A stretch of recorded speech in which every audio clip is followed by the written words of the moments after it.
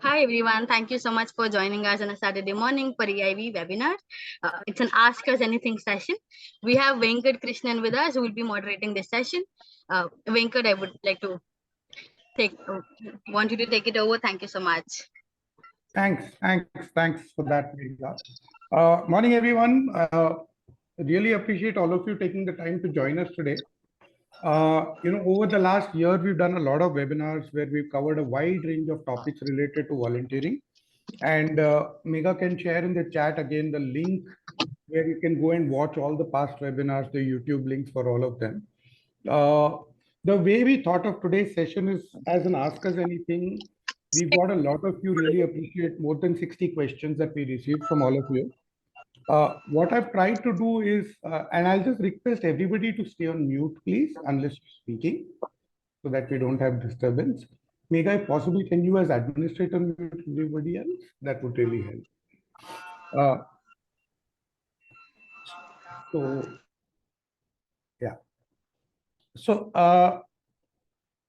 We got over 60 questions, and it's going to be difficult to cover as many of those as possible. I've tried to categorize, club them, etc., and narrow them down to about 14 categories of questions broadly, and we'll try and throw them up to our speakers today. Quick introduction, although none of them really needs an introduction, of the three people who are going to help answer questions. And then, of course, if some of you have answers to some of the questions, you're welcome to join in as well. You can just, raise your hand. There is that Zoom raise my hand feature. You can raise that whenever you have an answer to a question, and we'll see if we can give you an opportunity to give a brief response as well. Karthee from Team Everest. Karthee, raise your hand, please. Karthee founded Team Everest, calls himself the volunteering man of India. They engage more than 50,000 volunteers across the year. And one of the key initiatives is Speak Up, where they get young people getting mentoring sessions, learning sessions, life skill sessions from volunteers who consistently do it over like 20, 25 sessions of teaching. They also have a lot of do-it-yourself volunteering opportunities, beach cleanup drives, other one-off opportunities fairly across the country. And they're now expanding all over and adding people in various other parts of the country. So that's Karthee for you. He's also a tech geek and buff, so he keeps fidgeting with a lot of tech tools and might be able to answer a lot of questions around those. We have Doc from Bhumi. Doc, maybe also a smile from your face would be very nice, Doc. That's so nice to see. Doc is the founder of Bhumi. Most of you probably know Bhumi. They do enormous amount of work with young people across the country. Their flagship Ignite program is a one-year program where volunteers actually commit to teaching children for 1 year, typically 2 to 3 hours every week, sustainably over a long period of time. A lot of people have questions around sustainability of volunteer energy. So that might be an interesting insight. They're also going to launch a new platform, hopefully with UNICEF, called Yuva, where they'll try and, with Yuva, try to get more people to volunteer. The Bhumi also does a lot of work with corporate volunteering, as does Karthee now. But their specialization in Bhumi has also been universities, colleges across the country. Finally, we have Aarti, who consults with iVolunteer, and she'll double wave her hands. Unfortunately, she's muted. Aarti runs the whiteboard program at iVolunteer. It's unique in the sense of focusing on very high-skilled, highly capable senior-level people as volunteers, giving time at strategic level, at almost boardish kind of levels in organizations. She also drives a lot of skill-based volunteering work at iVolunteer. Has recently started doing some interesting stuff around immersion, which is getting employees of corporates to go deeper into issues rather than just paint walls and plant trees.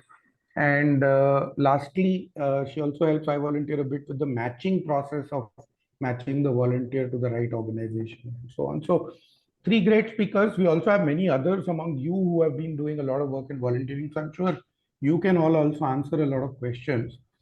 So without So Megha, is there a way to just mute everybody except the speaker? I am not sure. It might mute everybody and then cause That's fine. problem. Yeah. Mute everybody, And then just take away unmute the speaker. permission to unmute and give co-host access or something. Yeah.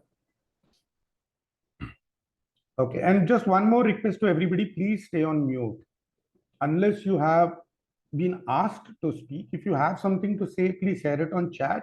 We'll invite you to speak and then you can speak. But otherwise, please do stay on mute. Respect everybody else, please. Thank you. Okay. So without further ado, let me just get started. I think one of the most common questions everybody asks, and I'll throw that to you, Karthee. How do you actually get more volunteers? And I presume these are being asked by everybody who's faced the same problem. They've tried to get volunteers. So traditional things like, post it on social media, send a mail. I'm sure people have done all of that. And therefore the question is, after that, what else can you do to try and get more volunteers? Got it. Karthee? Okay, thanks, Venkat, for this opportunity. See, the answer to it is, first of all, even before talking about volunteer, get how to get volunteers, right? Is my activity right? Because see, there are certain kind of volunteers who's interested in a particular kind of activity. So you say you are only looking at, I need volunteer who can post on my social media, like more operational thing, you will see very few volunteers. But if you look at something very exciting on the field, like teaching a child either virtually or in person, getting my hands dirty, for these kinds of initiative, you will see a lot of volunteers on ground. That's just where the masses, whether you like it or not. So either you can create a program, ask for volunteers, or design a program where a lot of volunteers are interested in. So once you have this volunteering activity ready, the very key important is having a volunteer database. I have seen many non-profits who will get volunteers throughout the year, but they don't have a track of these volunteers. Most of it, what I'm seeing now is, today Team Everest is 17-year-old non-profit organization. Many things today we see is the power of compounding. So what we did over the year of time, you are able to reap the benefit out of it. So once you start tracking, say today we keep track of volunteers who started volunteering from 2006. Earlier it was in Excel sheet. Our software has changed, but we never lost track of data. So that is something, once you keep doing it, you will reap the benefit out of it. Having said that, the key part of it, how you could source volunteers, is there are multiple models. One is the B2B model, right, where you target corporates and what kind of volunteers you need. It's a corporate volunteer, school volunteer, or college volunteer, where you get people in bulks.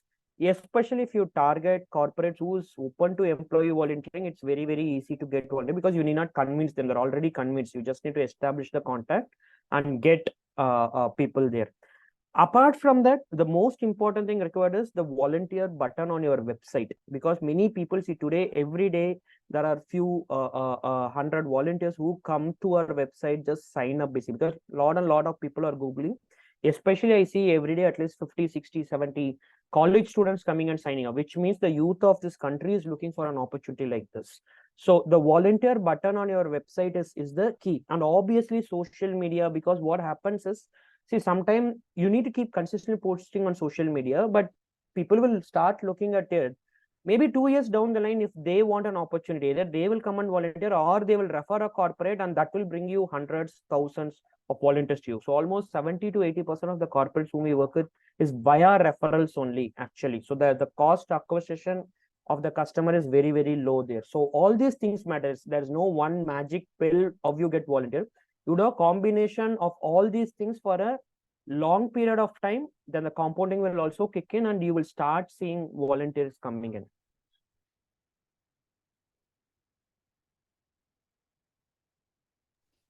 Thanks, Karthee. Really appreciate that. And I think to the people, some of these answers will sound generic to you because your questions have been generic. We'll try and pick some of the more specific questions as well as we go along. But a slightly more nuanced part to that, and I'll come to you, Aarti, with this, is we had 3 or 4 people who had this question around how do you find volunteers for a very specific and narrowly defined opportunity. So if somebody is looking for interns to manage communication, somebody is saying we want people who will go out into the field and do verifications of beneficiaries for us to see that they really need that, reference checks, etc. How do you do find volunteers for much more narrower and specific opportunities, number one. And number two, how do you find the right fit between the volunteer and the opportunity? Because sometimes you'll get somebody who's a senior corporate executive. They are not going to go and post on social media for us. So how do you find the right fit? Thanks, Venkat. So I'll take the second question first and then loop it back to the first question, if that's okay. I think the most important thing, and I won't belabor the point, is just being really well prepared, right? If you wake up one day suddenly and say, hey, I want volunteers from tomorrow, that is not going to happen. So I think one needs to be really clear about, how well prepared you are to essentially make the ask itself. And I would divide that into two, right? One is the episodic thing, which is what you're talking about. So, for a one time, how can I go and do a survey, find things for people to do and things like that. The other is skills based, which is a little bit more long term. So there are two ways to look at it. One is on the NGO side. I think we have to understand the urgency of completion. How quickly do I want to get this task done, right? What is the length of commitment that is needed? How long do I need this person to be involved for this task to get done? And really micro detailing the opportunity itself. So guys, for example, if you say, okay, I need a survey to be done in this community, a lot of things have to be done prior to asking for the volunteer itself. How far is the community? When will people be available? How does one get there? Is it safe for women to go at any point? Who in the community will be accessible? So really, almost doing one volunteering act yourself and journaling everything that you needed to do while you did that, and then documenting that so that you can then put that into a template or in a FAQ kind of thing, right? The second important thing is who's going to manage this volunteer. So if you in the organization, you may have the ask, but the actual volunteer may be managed by somebody else who may not have bought into the idea at all, right? So let's say as a team leader or as a program head, I want a survey to be done, and I think volunteers can do it, right? But my community field worker may have no idea or no clue or may not even be interested, right? Or may have a very different view of who that volunteer could be. So she or he might say that instead of asking college kids who know nothing about this community to come in and do the survey, can we look at local community volunteers ourselves, right? So really getting buy-in from the person on the ground who will get you the authentic kind of response that you need for something like a survey, right? And in terms of fitment, again, I think it's important to look at, are we looking at first-time volunteers or are we looking at existing volunteers? Because the kind of investment that you will need to make for a first-time volunteer is very different to the kind that you might need to make for a repeat volunteer, irrespective of the fact that that volunteer may not have volunteered with your organization, right? It doesn't matter. So asking a lot of questions to the volunteer, and there won't be time to go through everything, but I can share on chat later, is a very useful way to understand who is the right kind of volunteer that will fit. And lastly, the most important point, I think, is the demographics. There are certain tasks that can be done by certain kinds of volunteers and certain profiles of people, and there are certain tasks that cannot be done by certain kinds of people, right? So finding, is it a homemaker who will fit the bill? Is it a student? Is it a corporate professional? Is it somebody who's mobile? So I'll give you one small example and I'll close here. Sorry, I know I will have to stop here quickly, but so we used to do something called a dinner with dignity, where essentially people would cook a meal and somebody would go and we would go and give it to people on the streets. And we very quickly found that the biggest roadblock was there were lots of volunteers willing to cook the meal at home, but nobody was willing to go and deliver it week on week on week. So we had to really rope in people with bikes, right? And we simply said that all you need to do is, if you are in this area and you have a bike within a 2-kilometer radius, will you come and pick up the food from these homes and go and deliver it? Then we found that it really was able to scale. So I'll pause here. Sorry, I'll pause here. And Thanks, Karthee. Really appreciate it. Just a quick shout out to everybody. If you have any new questions coming up in your mind right now, please post them in the chat. We'll try and take them up. Also, please do check out forum.everyindianvolunteering.in. Megha will share the link here both in the chat, as well as she'll be doing a quick demo for you guys later on. Hopefully that's a place where you can get much more specific and customized questions answered on a regular basis. So not only Karthee, Aarti and Doc, but several others, myself included, but people like Venkat of Vidya Loka, Venkatesh Murthy of IFS, Youth Seva, several other people are going to be on that forum and happy to answer any questions you have. The forum is also an opportunity to do a lot more than just answering questions, but feel free to use that platform for much more specific questions as well. Yeah, so anybody has a question, or even if you have a response based on your own experience so far, please raise your hand and I'll call out and ask you to respond. Meanwhile, Doc, assuming people have somehow found volunteers, and this is, maybe I should announce, like, they used to do in the old radio days. Anusha, Ghazal, Pooja, Punita, and Sai Siddharth have asked this question in different ways of around how do you retain volunteers, right? I mean, finding volunteers is one thing, but having got them, how do you keep them with you so that they don't just come once and then disappear? Any thoughts or tips or tricks around that? Yeah, I'll re-emphasize this. This was Karthee's first point. I think the most important thing is to have a good volunteer program. If your volunteer program is not designed in a way to retain volunteers, you would struggle to retain volunteers. What the volunteers do, who is managing the volunteers. A very important reason why people are not able to retain volunteers is having nobody to manage the volunteers. It can be a volunteer managing volunteers, or it can be some staff member or the founder, someone who has to be really passionate about volunteering. Sometimes with the volunteers, so many times you need to put the volunteer first, right? And so that they develop, they become attached to your cause and they feel like contributing more. Those things are important. If your program is very episodic, for example, you have an organization that does tree plantation, and once a month you're doing tree plantation activities across in different parts of the city, it is very difficult for a volunteer to maintain that consistency versus another organization that is planting hundreds of trees every week in the same area. Like, say they pick up a barren land and they do it every week. That repetition comes in. When same people come to the same place, they also form friends, right? We are coming from the same street, shall we share a car? So those things are all important. So look at the fundamentals of the volunteer program and see who's managing. That's what I would say. Then, of course, recognition is important. All those things are there to retain, but more on that later. Sure. Okay, would love to see more questions, guys. No new questions yet in the chat. Maybe one thing all of you can do is, if I were to ask you this question, type into the chat, what is the one biggest volunteering challenge you face in your work currently? It could be finding volunteers, it could be engaging them, it could be one particular volunteer who's being very difficult with you, whatever it is, right? Can I encourage all of you to type into the chat one challenge that you are facing in your volunteering work, whatever is the most tough part or nut to crack for you. We'd really love to see more inputs on that. So far, we've got only 2 or 3 people who responded, but would love to see a little more. Okay. We'll move on to a very interesting question, open to all of you. All of you work with CSR as well.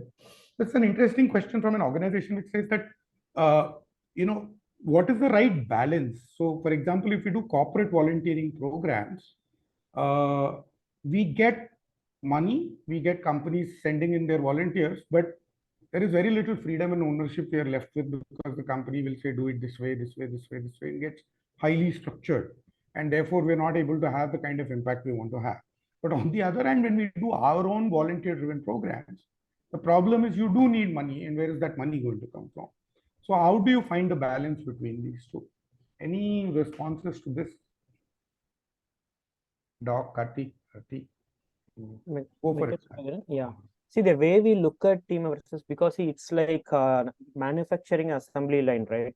Every customer comes and tells you a customized product, it becomes extremely tough to design, because in a volunteering program, we call it as a program design. The design of the program is very, very key, so that you can manage it, improve, observe it, get feedback, check the quality, and iterate it with the upcoming feedbacks. All this needs to be done.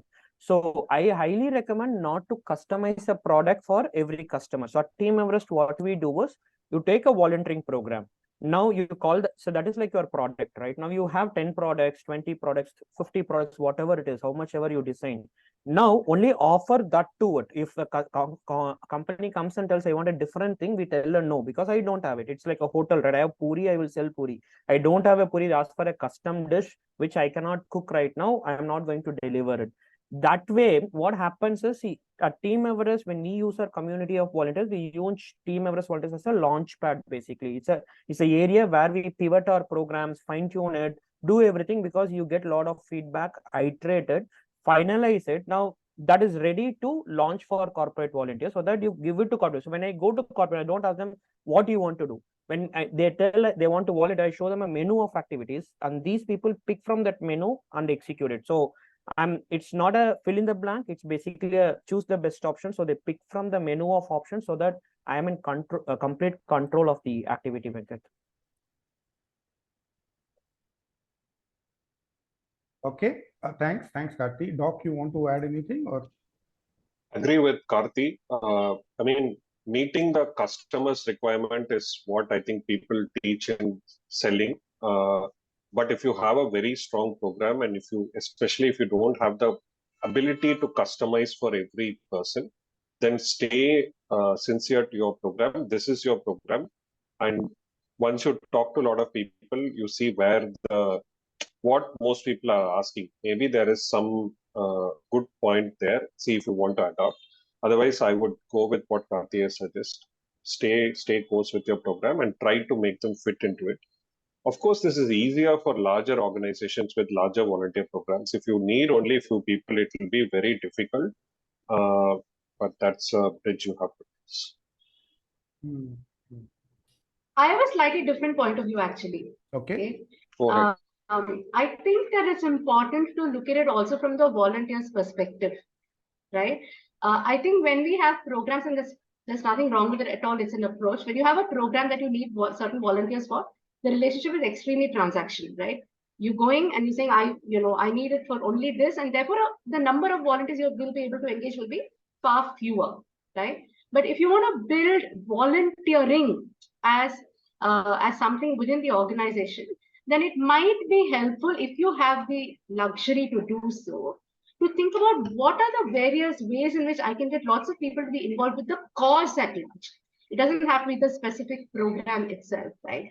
So for instance, let's take education itself. The most common and almost the most favorite thing is, how can I engage with a child, right? And lots of people will sign up for it, right? But there could be people who say, look, I want to see if I can work with teachers. I want to see if I can work with infrastructure. Every other element that will actually enable that education to happen beyond directly engaging with the child. If we are able to create opportunities of that nature, we might be able to attract very different kinds of people to the program itself. It will add value to the program. It may not add direct value, which is transactional and visible, but it will certainly add to the pool of people who can get engaged with the organization that can be leveraged, for other things later on. Right? Like, I don't see a CEO of a company be saying that I will, come and teach a child every week, right? But the CEO might say, hey, I'll be willing to do a session for all your staff on how to plan strategy, for example, right?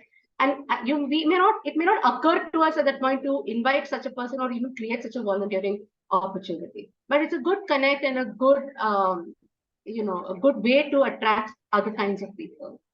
So looking at it also from the volunteers' point of view might be a useful thing to look at. Sure. Thanks. Meanwhile, we've got a whole bunch of questions in the chat, so I'm going to switch over to those and then prioritize those over some of the pre-recorded questions. So Trupti, for example, asks, when you run a campaign, you get lots and lots of people who register or sign up to volunteer, but in the end, very, very few of them actually show up. What can we do to remedy this? And I am sure this is something that at a statistical aggregate level, we've seen that sign up to final volunteering ratios vary between 12% to 40%. We've rarely seen it go higher than that. So any thoughts or reactions from all of you around this? I'll take that. So we've when we have analyzed this, when Bhumi does an event and the event is very interesting, you will get a higher sign up rate. Let's say we are doing a beach cleanup, 100 volunteers sign up, 40 or 50 people will turn up. When we are signing up volunteers for a beach cleanup by a partner organization, sometimes it will be even lesser. It will be 20 to 30. So I think one thing to understand is signing up on a form is very easy. Coming to the activity, getting up and coming there week after week, all these things are difficult. So have that ratio in mind while recruiting volunteers. Let's say we are recruiting volunteers for a beach cleanup. We want 100 people there. We would always sign up at least 200 people. If we are recruiting 100 volunteers for a partner organization, we would end up recruiting 300 volunteers to make 100. I think that's how you need to plan. Go ahead. Just adding to what Dr. I completely agree there. So you have to know your KPIs actually. For example, every volunteering event has a different delivery model. It's delivered virtually, in person. So there are multiple models that you build. Every model has a KPI. These many people sign up, only these many people turn up. So now with like lakhs of records that we have, when you go do a data analytics, you will clearly get at a number. So that is how you arrive at, I need for 100 volunteers for beach cleanup. Then you sign up, allow 200 people, so that you know that number. Because unfortunately, that's the behavior of people. Like we all sign up for an online webinar, but don't show up waiting for the recording, right? And recording comes, we don't even watch the recording. So there are some behaviors which is very difficult to crack actually. So we need to really understand, sometimes to understand what is our end customer, how their behavior is, and fine tune your program. The second thing, that something interesting we did recently is, once we understood this is happening, we changed the delivery model. For example, one use case I want to give you. So with one particular corporate, every month we do a different program, and when we do a paperback program, every month we're doing only 10 people, 15 people are turning up, though there are 2,000 people in the company. So we told the CSR person, hey, can we do a different model? So what we told us, many people work in shifts there. So we also need to understand what is happening there. So that person came, they told, I will send only 10 people. Let's train these 10 people. They will go floor to floor, block time, give me 20 days time, and we will do the program internally. We changed the delivery model and we trained 10 people. They went, spoke with the managers, booked the meeting rooms, conducted this paper bag making activity. Next 20 days, they did this program for almost 555 people. So which is almost like 1/4 of the company participate in the program. Sometimes we blame people don't come, but I would say 90% of the times we are actually not doing it the way it needs to be given to the volunteers. So that's my experience. Okay, thanks. There's an interesting question from Rohini, Aarti, if you can take that. How can we facilitate long-term volunteering engagements that actually support building the capacity of the organization? Many NGOs need volunteers with specific skills like communications, so on and so forth. And Aarti, before you get into that, Rohini, there will be several other organizations as well. For example, Atma has a program that specifically does this, provides capacity building volunteers to nonprofits. Toolbox tries to do something like this. There is now a new organization called We Do Good, and of course, iVolunteer themselves do a lot of this. And I'm sure Bhumi and others as well are involved with some of these initiatives. But yeah, Aarti, you specifically have this amazing whiteboard initiative, so we can talk a little bit. Yeah, so I think the most important thing is, first of all, to establish that you want to engage this person long term, right? If it is for a very specific type of task, then be very clear about the purpose for this long term thing that you want to engage this volunteer for. My only very simple answer is, if you want to engage somebody long term, it's got to make sense to that person. It needs for that individual to feel that I am doing this because it's fulfilling a purpose for me, right? So with the whiteboard, I can tell you, all of our whiteboard members, we have about 30 or 40 of them now. Our goal was very clear, that we wanted these people to get involved with the social sector, with organizations that they were working with long term, right? And so most of them who started out, there were a lot of people who dropped off also. Most of them who started out, we spent a lot of time with them saying, why do you want to do this, right? Is this to learn a new skill? Is it to fulfill a purpose? Is it to meet other kinds of people? Is it to feel good about yourself? So really looking at the entire, what I would call the motivation checklist, right? We spend lots more time with the volunteer than we did with any of the organizations or opportunities, right? And then we found that for long-term volunteering, it's much easier to get 2 or 3 people to work together because then peer accountability gets established, right? So even if it's something as simple as say, I want to build, technology solutions for my organization, it's useful to have 2 or 3 people working together because then they will support each other, but they will also hold each other accountable to that, right? So the simple answer to a slightly complex thing is work with a volunteer, understand the volunteer, their motivations, the cause that they might be most aligned to. We made some really stupid mistakes in the beginning where we felt, okay, this person has all the skills and all the expertise that this X organization that's working with, say, education needs, right? But you go and talk to the individual, they say, I don't want to work with an education-based organization, I want to work with gender, right? And so understanding what is keeping that person awake at night in terms of the cause becomes a very, very important determinant of whether they will stick with that organization long term.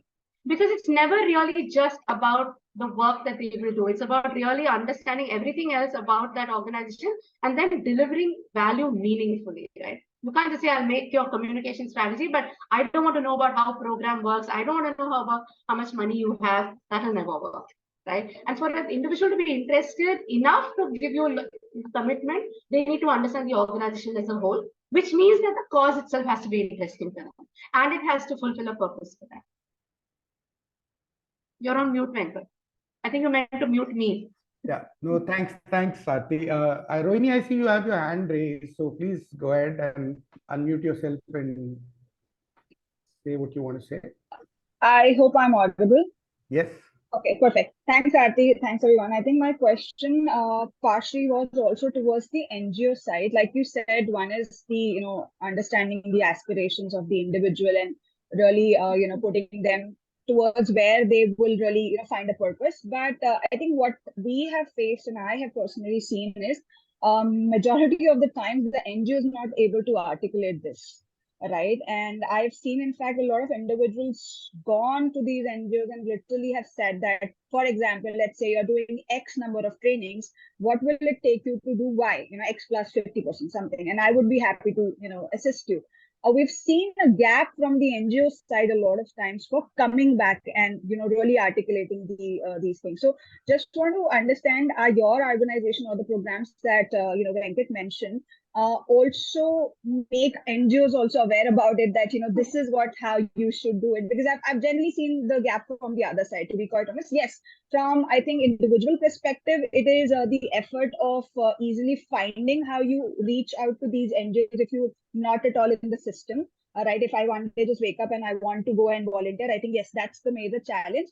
But from the NGO side, I've seen the articulation. So is there a training or is there a hand-holding that you guys do for them? Yeah, the answer, sorry, Venkat, go ahead. Thanks, Rohini. Go ahead, you can lower your hand as well and mute. Aarti, go ahead.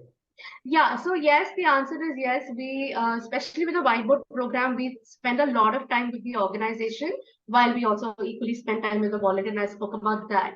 And even within the organization, Rohini, it is not as if we will know. So supposing somebody says, I need a communication plan built for my organization, which will help us scale, right? What we do is we look at the volunteer as getting in at step 0, right? So the volunteer actually comes in saying that, let me even help you articulate the problem better, right? And figure out what needs to be done at your end to first identify the volunteering opportunity in a manner that will attract the right profile of person, whether it's that individual or not, but also kind of figure out whether the NGO has execution capability, or is it something, is that also something they need? Because what a long-term volunteer, you don't want a long-term volunteer to come and give gyan and say, okay, let's get Alia Bhatt to do brand for you, right? I mean, who's going to get Alia Bhatt, right? So I'm saying the important thing is for the volunteer, if you can't do it yourself, or if we can't help you, and I think as iVolunteer, we can commit to finding those kinds of people. We do have a group of people that will just come and help expand the problem or help the NGO articulate the problem itself. So very happy to take this offline if you think that will help. But yeah, you're right. detailing the problem itself can be done through a good, smart, engaged volunteer. And that is, in fact, even more important than getting the volunteer itself. Thank you. Thanks, Aarti. Okay, so there are a bunch more questions coming in. So Sri Joydeep has raised your hand. Go ahead, Sri. Unmute and ask or share. Sri Joydeep? So mute, I think. You're on mute. Simon, you also. Oh, okay. I had some question. I'm audible? Yes, go ahead. Yeah. Yeah. See, we engage some of the senior volunteers, and we see that this problem comes up. That initially they are very articulate, and we are very articulate because this is what with the seniority comes in. But in the process, probably they are busy. Probably they are into something. Their interest falls out. Even if it's a 6 months corporate volunteering program, the first 1 month was very good. It was very articulate. People are there and they were engaging. The second month, things goes down. Third month, they lose interest. And we also follow up, but they don't respond. And fourth, fifth, 6 months, and it goes absolutely zero. So how to keep that person when we have a high energy in the first 2 months? How to keep that energy going throughout the project? Okay, any of you? How do you keep the energy of the volunteers sustained over a period of time? I'll try to answer that. There was a question somewhere in this thing. Should the volunteer connect with the cause or the person? And Karthee answered both. I would also say that. So especially with a long-term senior volunteer who's getting associated, you come with a problem at some pro bono problem, and they're trying to solve it. But where do they start? How much do they understand the important work you do? Have they visited? They may be solving a marketing problem for you, but have they come and visited where you're serving your beneficiaries or your people or whatever the cause they're doing? Whatever that is keeping you engaged, help build that strong connection with the cause. And the person, right? If you are responsive, they can also be responsive. Sometimes I feel we also as sectors, we think it's okay. Professionalism is somehow equated with corporate sector, and we think it's okay to not respond to mails, be very slow with responding. When you don't put that much into the relationship, then they may also not feel it. Also, I would say, ask the people who are losing interest, especially if you've built that culture where they can be honest and open with you, they can share with you what's not working. And over a few times, you may realize that maybe you have done something wrong. Many times they have lost interest or they feel it's not their cup of tea, but where it's our mistake, I feel we can. You're on mute, Venkat. Thanks. I see a couple more hands raised. Vasunti, Simon. Aarti wants to answer that as well. Very quickly. Okay, I think the person in the organization who has the highest energy and is most positive is critical to maintaining volunteer continuity. If you have a very dull, boring, dukhi atma, they will not be able to keep the energy going. So find a person who's happy in your organization. It could be another volunteer, right? And engage with them outside of the task. I mean, there's no harm calling somebody and saying, hey, how's your day going, right? Yeah, I know Karthee used to wish some of his key volunteers on their birthday. There is a tool which tells him, Karthee has shared with me before, like, do you treat your volunteers so important? I think then they will also treat you. So I see a bunch of more questions lined up. What we're going to do though, and we will come back to your raised hands as well. But you can see now already we've got so many more questions beginning to flow, and I'm sure that each of you has got many more in your mind. Some of you will have even more nuanced and specific questions, and sometimes you'll wonder whether it's a silly question to ask in such a group or something, right? Like, for example, it's one thing to say go and reach colleges, but how do you get access to a principal? Or it could even be something specific like there is Dayal Bagh College in Delhi, I went there, I met the principal, but they are saying, we will not work with you because of XYZ reason. What do you think I can do in this situation, right? So pretty much in order to help each of you get answers to these kind of questions, but also for you to share your learnings, your experiences, we are putting together this first time a forum for everything and anything related to volunteering called forum.everyindianvolunteering.in. So I'm going to request Megha now to give you a very quick 3-5 minute demo of what this forum is. It's not like Quora, it's not a place only to ask questions. It's not like WhatsApp in the sense that it has categories. You can go back and search and find things that were posted a year ago and a lot more stuff like that. So Megha, over to you to give us a quick 5-minute demo, and then we'll come back, Vasu, Simon, and others to your questions as well. Go for it, Megha.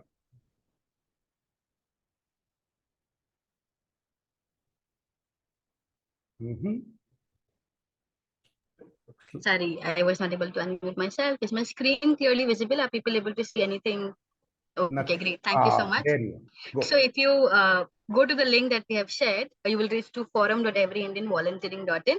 This is how it looks like. Even if you have not logged in, signed up, you can still look at things and read posts that people have shared. But if you click on sign up, you will see a welcome image. It takes less than 2 minutes to sign in. And then you see this a window where you can create a new topic. You can post a question. A topic is a post or anything like a Facebook post. A new topic is a new conversation that you can start. When you click on the new topic, this dialog box appears, and then you can write in anything, put on your questions. Like I've written, looking for ideas to engage senior citizens during Danotsav. You can maybe add a poll as well. You can ask for a specific question, whatever you think. As Venkat said, it doesn't have to be a question. It can also be an interesting idea or anything that you may want to share. If you go back, if you scroll through, you can also read through the posts that people have already made.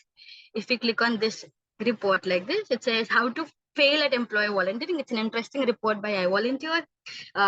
You can you can insert drive links, you can insert pictures, PDFs, anything you like. And then you can also see who has viewed, how many people have shared. This is a link where you can, this is the icon where you can copy it, or you can reply to it, or you can like the post. Similar to Instagram and other portals, you can read through all the responses people have already made. You can also do something like respond to a person, specifically to a person on what they have said. You can respond to Vivek from Clay Lab that what do you think? Or what you can do is respond to the thread of the whole conversation like other people were doing. Then this will you click on this reply, and then you can reply whatever your insights are. You can also build a poll when you are responding. Going back, your posts on the first page can be categorized either as latest post, like which is the newest post, or a top post, like which one has the highest engagement. Or you can click on categories. So categories, we have started with a few categories to start with, but if you think that your question doesn't fall in any category, please feel free to put them in a general category.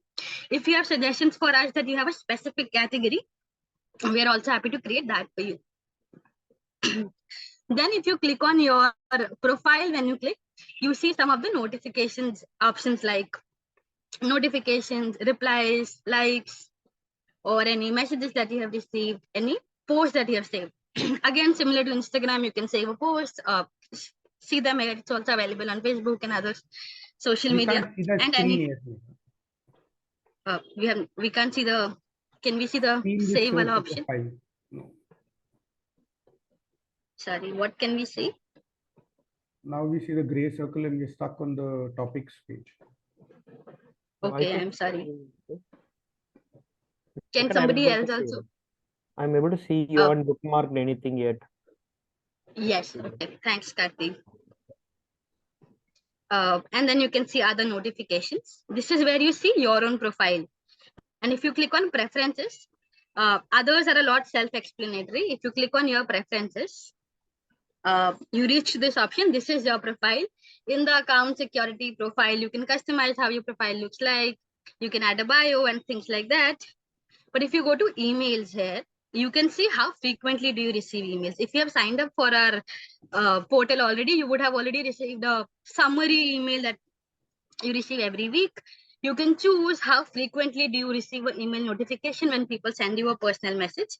Or you can also select how frequently do you receive a summary. Do you want it hourly, daily, every month? You can figure that out. Then if you go to notifications, you can also set how frequently do you want to receive notifications, whether it is every time you like a post. If you scroll down a little, you can also figure out on what time frame. So if you want to enable a custom notification schedule, you can do that as well. And only when, so if you only work from 9 to 6, you can get that. If you want notifications only from 11 to 1, you can choose that. And don't forget to save these changes, or otherwise they may not be applicable. Then if you go to tracking, so this is an interesting thing. So you can also customize what sort of notification you get for a specific topic or a specific category or a specific tag. So you can see whether a topic is new for you if you have not read them, if it is created last week, if it's created in last 2 weeks, and then you can see whether you should get a notification for it or not. Or you can also do set up whether the post that you set up should be tracking, watching, or normal. Or normal is a default setting where you will see them normally, and only if you're tagged or if you're sent messages, you will receive a notification. Watching is that you will see them in your profile on top, so that you know that any actions that are happening can be taken up. A tracking is that every reply, every action that comes here, you will get a notification for it. And when you set a post as tracking, sorry, moving. When you set a post as tracking, you will receive all the notifications. You can also set a category as tracking. So I want all the posts that are being made around corporate volunteering, or I want all the posts that are being made around volunteer recruitment, because I want to get information on that, or I can answer questions about that. As I said, for tags, we only have one tag so far, but we're happy to create more tags. Please do suggest in chat what other tags do you think can be useful. This was just 2-3 of us putting our brains. Lastly, if you can, or if you open the forum on your phone on a Chrome and you click on the 3 dots, you can get an install app. And then you install it in your devices, so you don't always have to go to your desktop to check it. And maybe eventually, like LinkedIn, how we all have eventually started using it, we will also start visiting it more frequently if we see it as an app in our phones. Any questions, or I can stop sharing? Venkat, should I stop sharing? You can stop. Thanks. Megha, someone asked, would this forum be moderated on the chat? Yes. Slightly moderated. You can always post. It doesn't have to be approved. But if you post something that's not even inappropriate, it can be deleted. Of course. Yeah. So basically, the idea is we want to see this grow to become a community for everybody who's involved with volunteering in some way or the other. This is not going to be a place where volunteers themselves will be very active. It's more for people who engage volunteers, for whom this is almost like a quasi full-time or part-time job, and not as much for somebody who volunteers once a month or something like that. So this is not going to become a place which will have 100,000 users at any point of time. We see it as growing to be maybe 500,000 users, people like you coming together, sharing with each other challenges, problems you face, opportunities you see, maybe even asks and offers to each other for help. For example, one of you might say, hey, we have an English. I know, for example, there's this organization in Bombay called Sampurna Shiksha that's actually offering an English teaching program. And they are looking for beneficiaries from other NGOs where they're able to offer volunteers to go and do English teaching for them. Right? So you could reach out and say, hey, I have access to this. Or some of you might say, hey, we need access to apartments in Bangalore, and we may be able to connect you. Somebody on the group might say, hey, please speak to Kumar at the Bangalore Apartments Federation, or so and so at this company or that place, etc. So it's also an opportunity to help each other out, ask for help, offer help, connect, share challenges, even brainstorm ideas. I have a company that wants to get 800 employees to celebrate this week, but I don't want to do the same old thing of planting trees and painting walls. This is a company that works, for example, in telecom industry. Do you have any creative ideas? And you might find other people coming in and giving you ideas. So look at this as an opportunity to build that whole community, and we are hoping that together we'll all learn and grow with each other. So do please take 2 minutes, go and just log in and create an account on forum.everyindianvolunteering.in, and then feel free to use it as much as you want. We'll come back. Vasu has been waiting for a long time. So Vasu, unmute and go for it, please.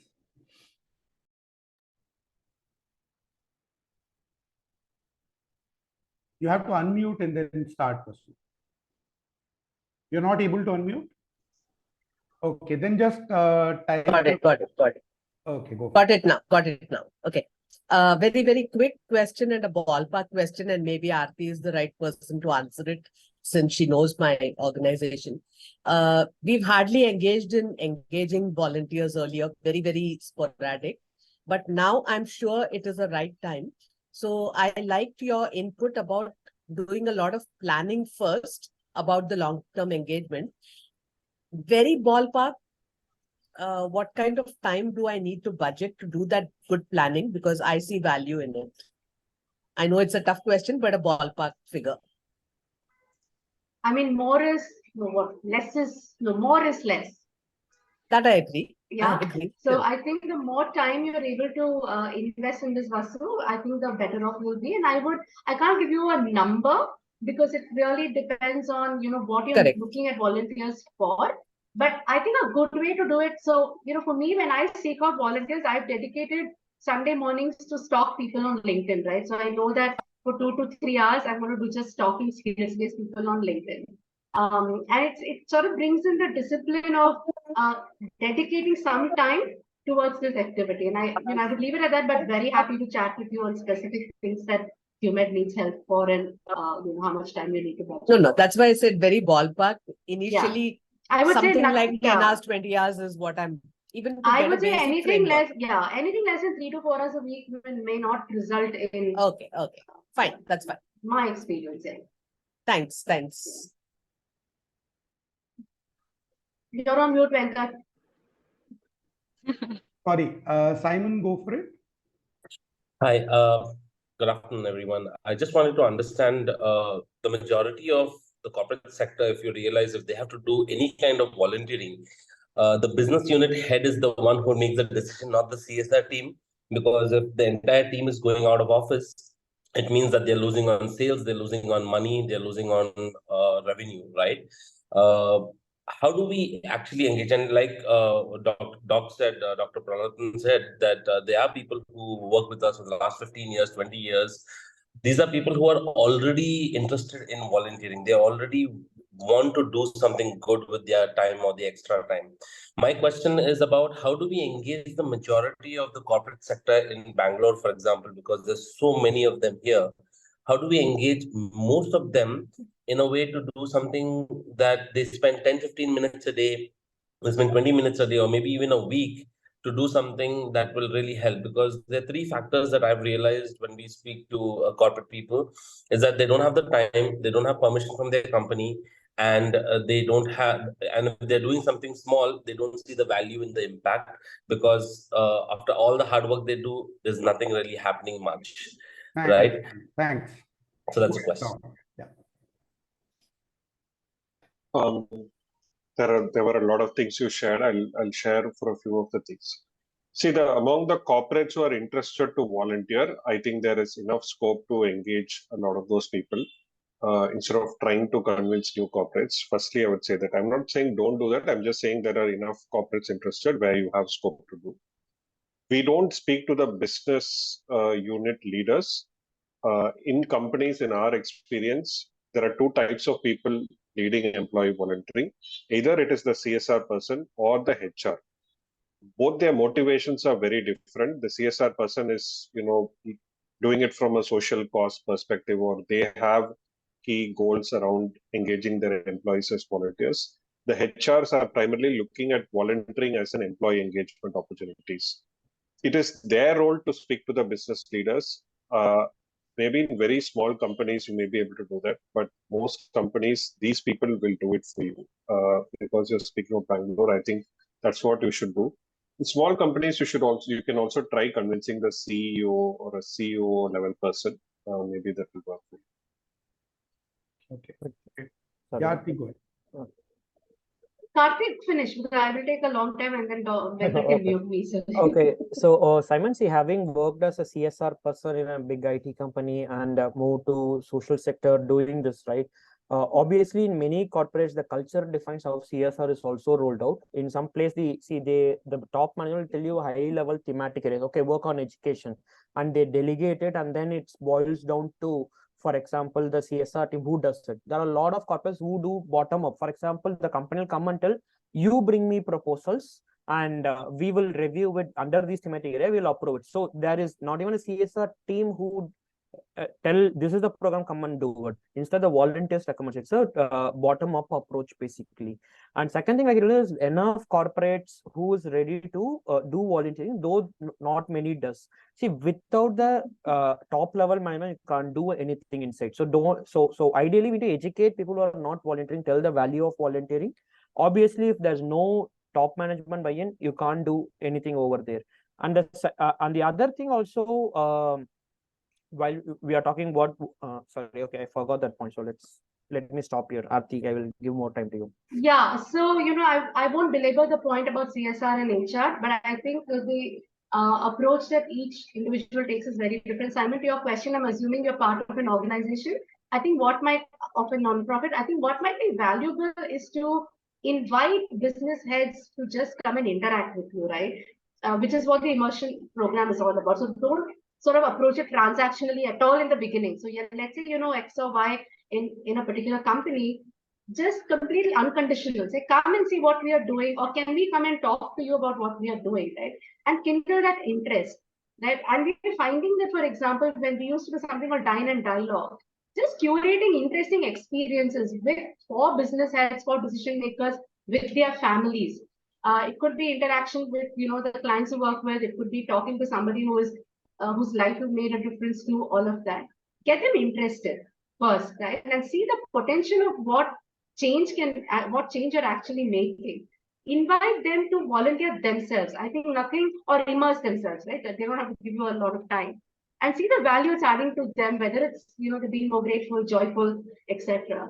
And then go to them after a certain period of time of 2 or 3 engagements to say, hey, can we now get rest of the company involved? So I can tell you that our corporate whiteboard programs all started out like that. We had 1 or 2 individuals who got involved and then took the idea to their companies.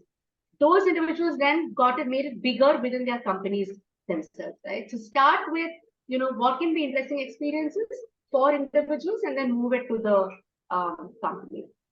Okay, I got the point back. I will add to what Simon told. Simon, you told about top management do not have time and program is not good, right?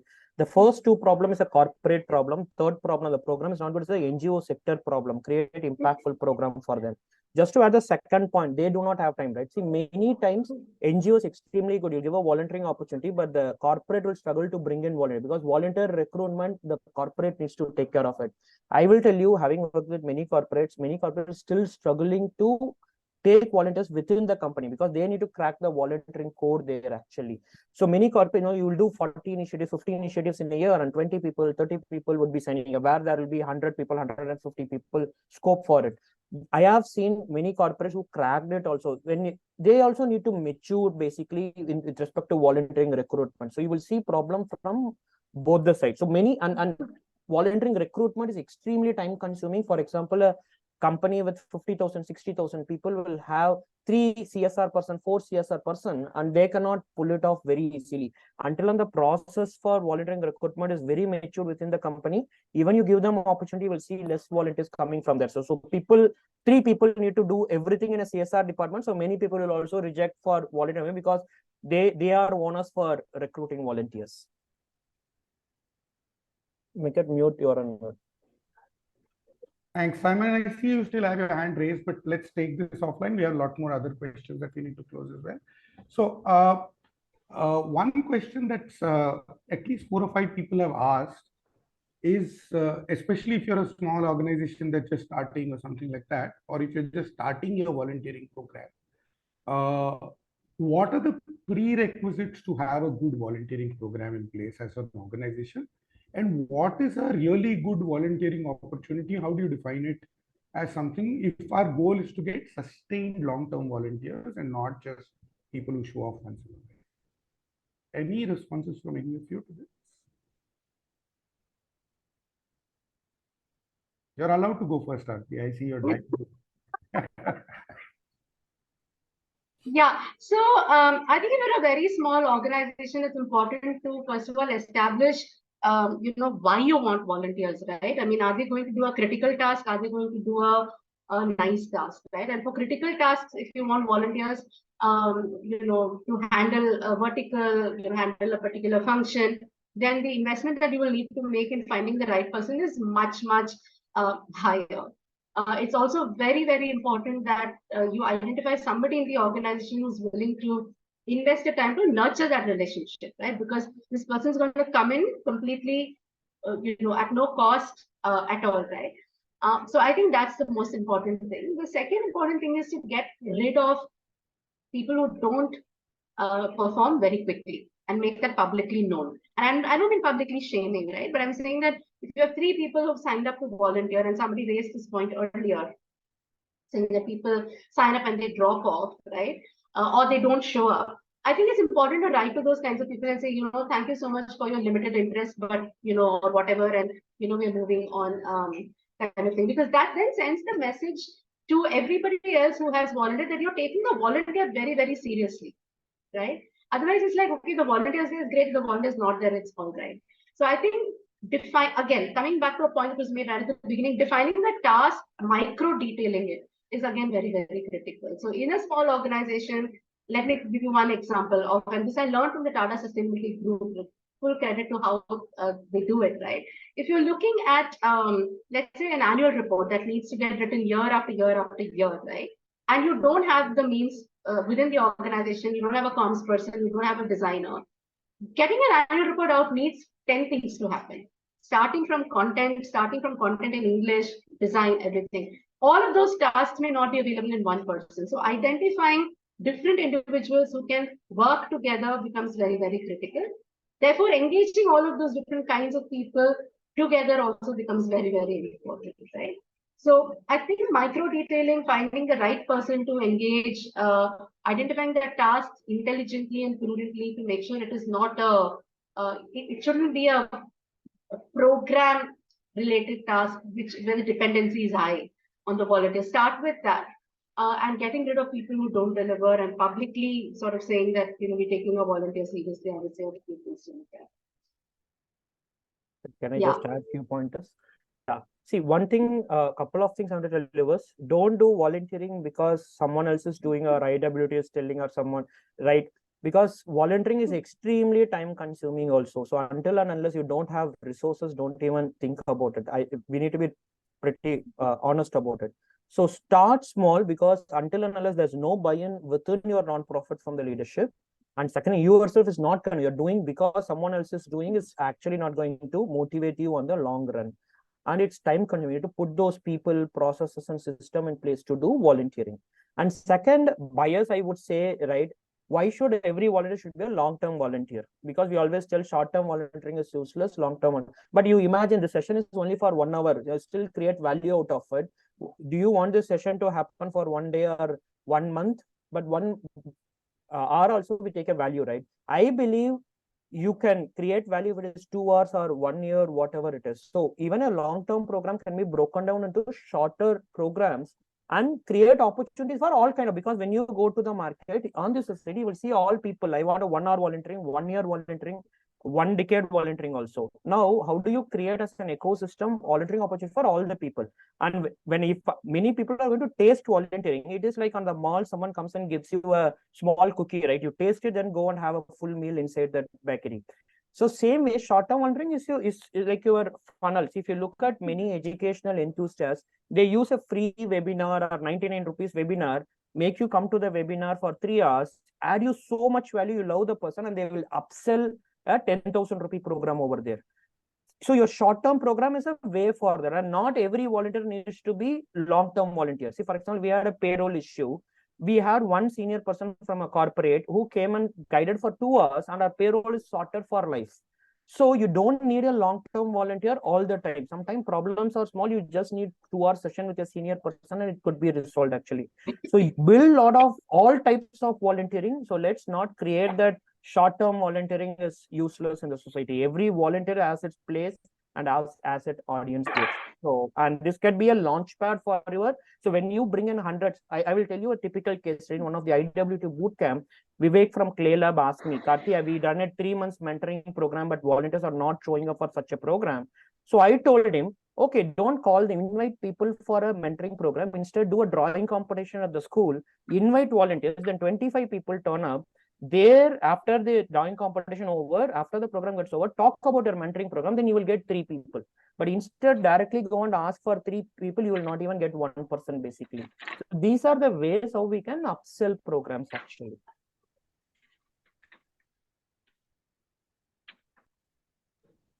You're on mute, Venkat.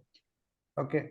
So we are a little out of well past 12. So I'm going to ask Megha to go ahead and just share a feedback form in the chat here for those of you who want to leave. Just share your feedback with us.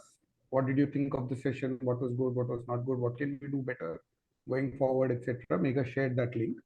What we'll do is we will run over time a little, and those of you who have to carry on, do carry on. We appreciate it. Thanks everyone for being here. But in the interest of making sure that people who ask questions and our panelists are kind enough to hang around for a few more minutes, we'll try and take 2-3 more questions. So there was Venkat, sorry. Yeah. Adding a little bit, the feedback form also has the access to join our WhatsApp group, the EIV WhatsApp group, where all 3 of them are present, and the Discord forum is also available. Yeah. Please do fill the feedback form. Thanks. Lovely. Thanks for pointing that out, Megha.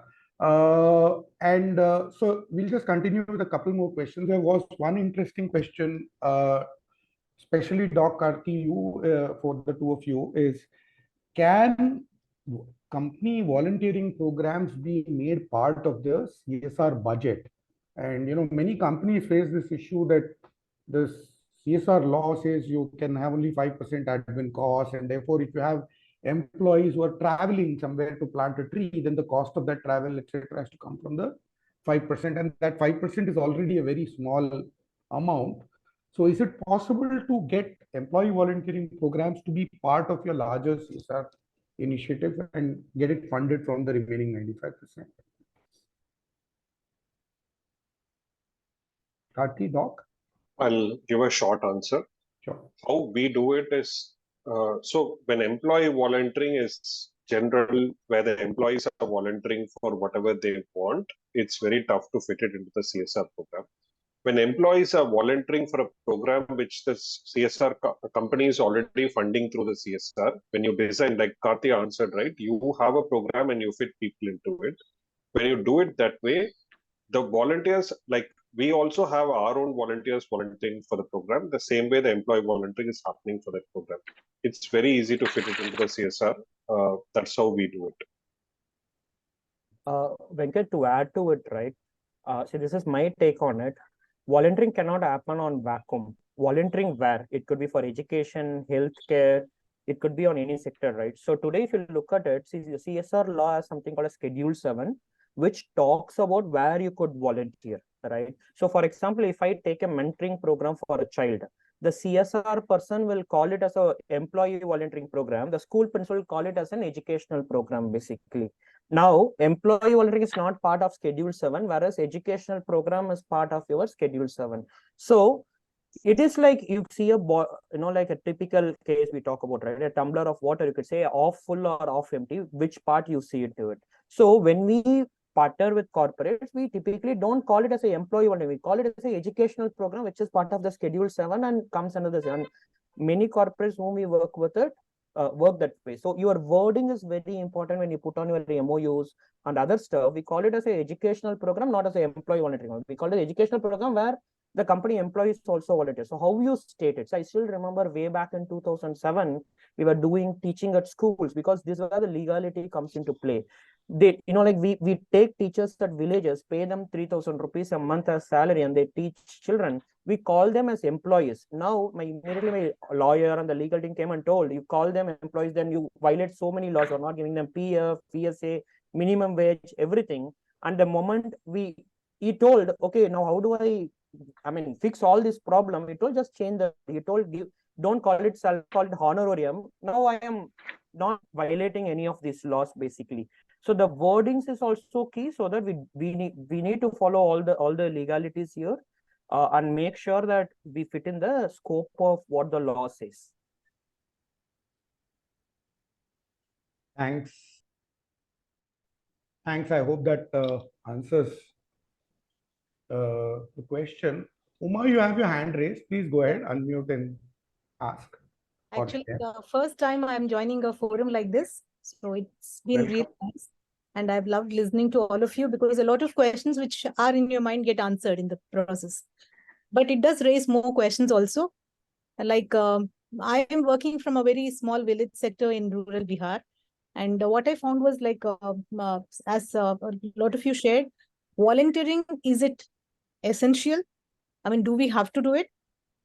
Number one, that is something which sort of, raised more thoughts in the mind. The other thing is, I am finding that it's more easier for the children and the youth there to work with their own local people.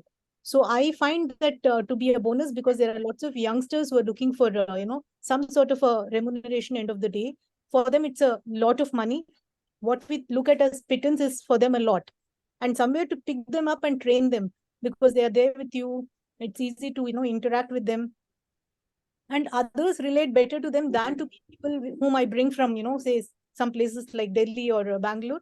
I find that the relationship works better.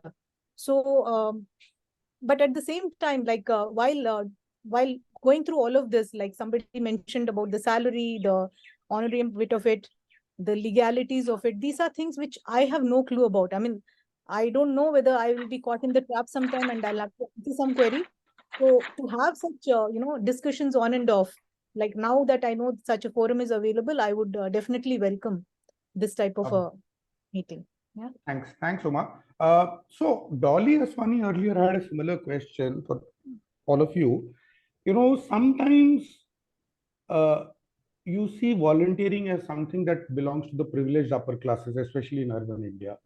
And the question was more around, like, is there a way to, how do you decide between engaging youth from the community with a nominal incentive or stipend or something like that versus volunteering? And do you have a sense of how organizations should prefer between those?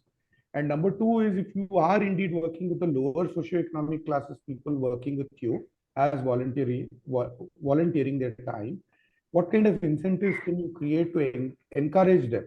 For example, if 3 years down the line they want to join you full time as an employee, etc. Any thoughts around these that all of you might have?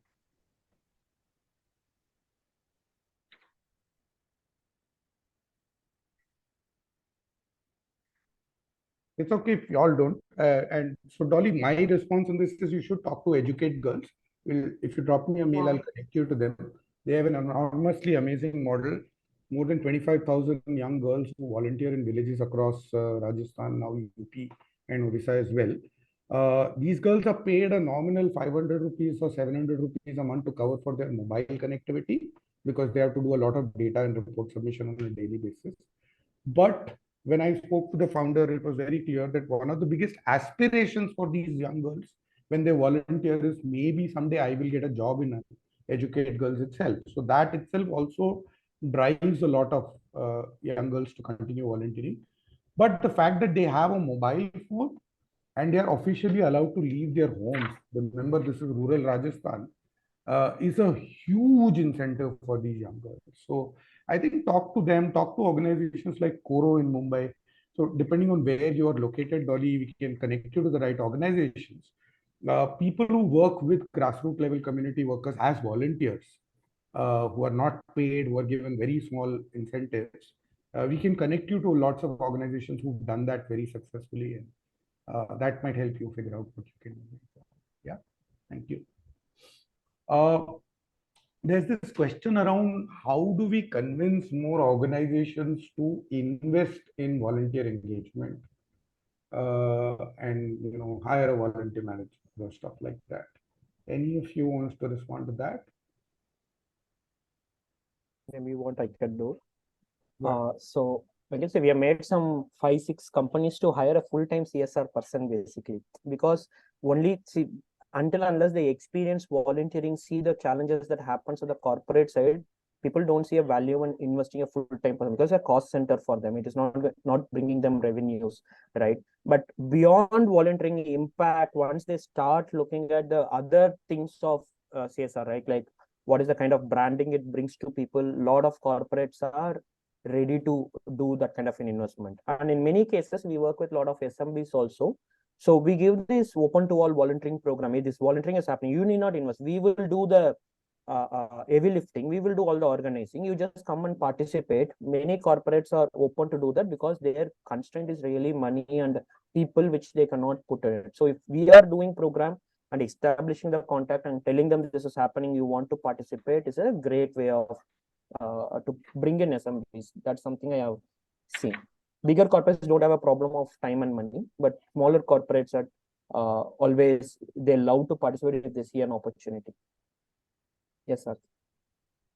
I'm assuming the answer is all. I mean, the question is also for non-profits who might want to invest in a volunteering program. And if that is the case, it's very difficult because the budgets in non-profits are always constrained, and donors typically will not, think about volunteer engager salaries as the first thing to, support. I think one or two organizations that we've seen it happen, at least through the iVolunteer partners that we have, is that they have gotten volunteers themselves to be volunteer, managers in the beginning, right?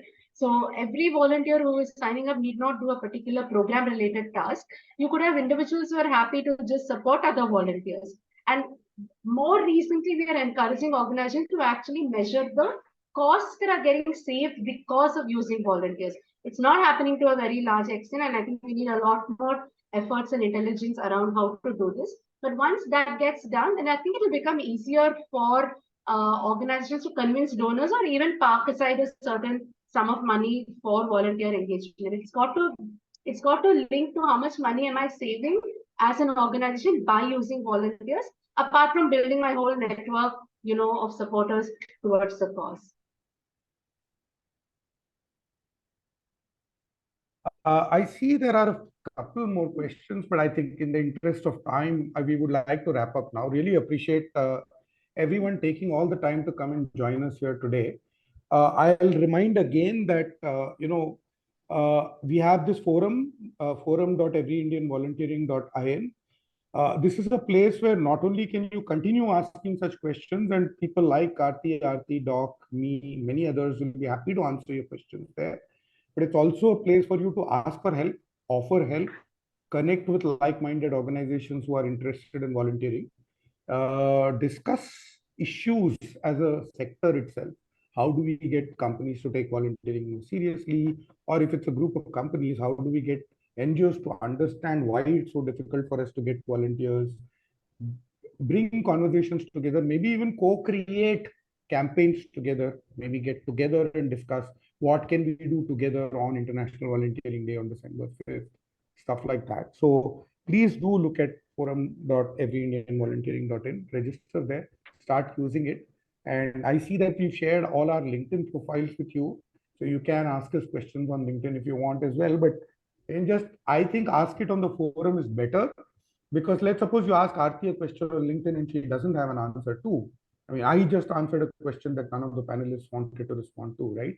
In the forum, the advantage is you get everybody's perspective on it, whereas on a LinkedIn or a social account or a WhatsApp, you'll get one person's perspective.